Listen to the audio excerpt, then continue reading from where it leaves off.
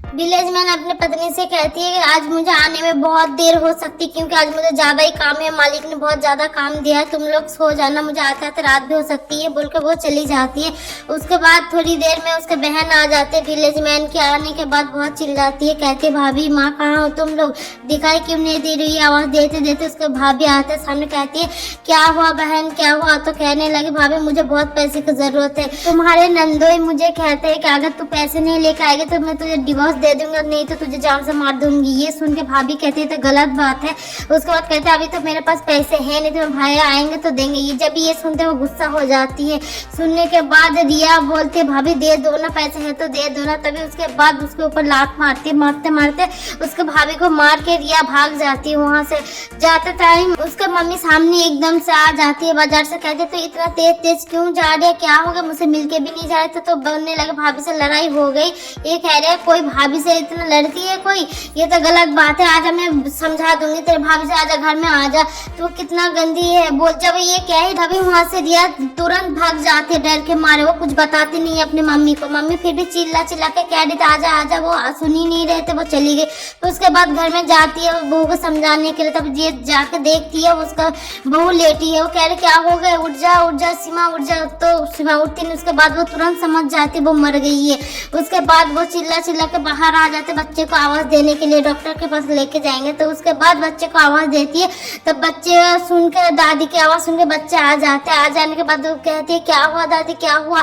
तो कहने लगती है तेरे माँ को कुछ हो गया, तो जल्दी से आ एक बार तो मम्मी को देख ले। तो तुरंत आ जाते। उसके बाद फिर दूसरा बच्चे भी आ जाता है, उन दोनों की बातें सुन लेते। उसके बाद फिर घर के अंदर चले जाते। जाने के बाद मम्मी को देखती है।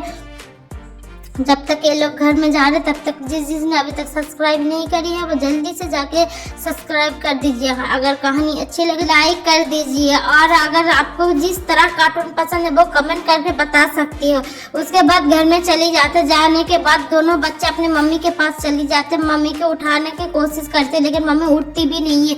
उसके बाद उसके दादी उधर उसके बाप को बुलाने जाते हैं विलेज मैन को। विलेज मैन थोड़ी देर में आ जाते, तब तक बच्चे मम्मी को उठाए रहते लेकिन पता चल चुका था उसका मम्मी मर चुके हैं।